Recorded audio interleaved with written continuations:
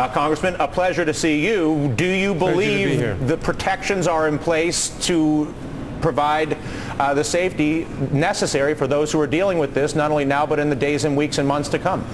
No, I do not believe so. I believe we are creating, in the process, possibly of creating a second catastrophe, a preventable catastrophe, by not providing proper, by not insisting that the OSHA laws be followed, the occupational safety and health laws be followed, by not insisting that people who wade into the water and deal with the gunk and the fumes and everything else wear proper respiratory equipment. And I have to say, I went through this once before. You know, I represent the World Trade Center area in Lower Manhattan, which was attacked by the terrorists 9 years ago.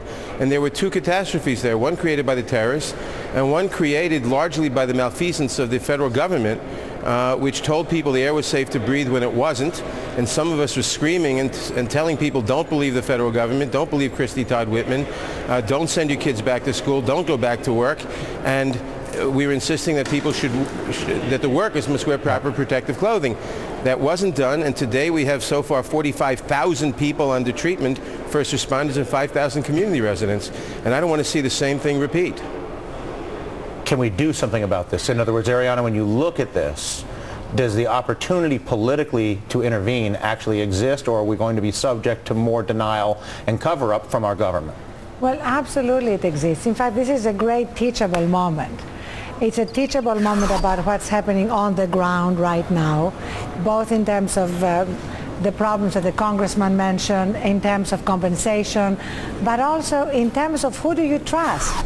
Because, you know, we had Admiral Thad Allen, who is responsible from the government's point of view, say that he still trusts Tony Hayward and BP, even though they continue to put out misinformation, they continue to withhold information, and there's a clampdown about what the media have access to. So that's what's happening on the ground. But then beyond that, I'd love to hear Congressman Nadler talk about the teachable moment about the role between the government and a private company. Well, because it's fascinating to have the Chamber of Commerce head right now, Tom Donahue, say that in fact the government should be responsible for all the costs.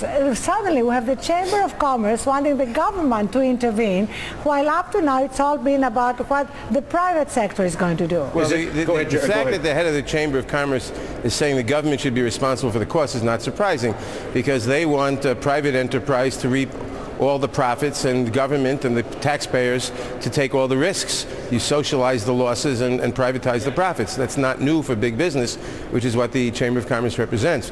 But this is a separate problem. I mean, first of all, I don't trust BP at all, because they have obviously not been honest. But the federal government has not been shown up to date that it's facing up to its responsibilities. There is no question but that people, cleanup workers, we see pictures of fishermen going out, wading into water and scooping up oil and dispersants and God knows what, and they're not wearing protective gear, they're not wearing respirators. The federal government should push BP aside and should insist no one may do this work without wearing proper protective gear, and if they don't want to, they can't work there. I guess the obvious question is, why has that not happened already? And why is that not happening now? I don't know the answer to that, except that Congressman Oberstar, who's the chairman of the Transportation Committee, and I wrote a letter to the head of EPA and the Secretary of Labor a week ago demanding that this be done. And instead, I saw somebody, a spokesman for OSHA, say that, well, it was things were okay. You didn't need that kind of protection. Well, have you expressed your simply frustration? Not wrong. Have you expressed your frustration to the White House? Because it sounds as though, despite the fact that the president has said that the government is in charge, the government is not in charge. Well, the government is not in charge unless it's just looking over their shoulders and saying things are okay. But the government has not stepped in and said we are going to insist on the following safety guidelines and health guidelines being observed in the cleanup. You know, there are two completely separate problems here. One is the catastrophe created by the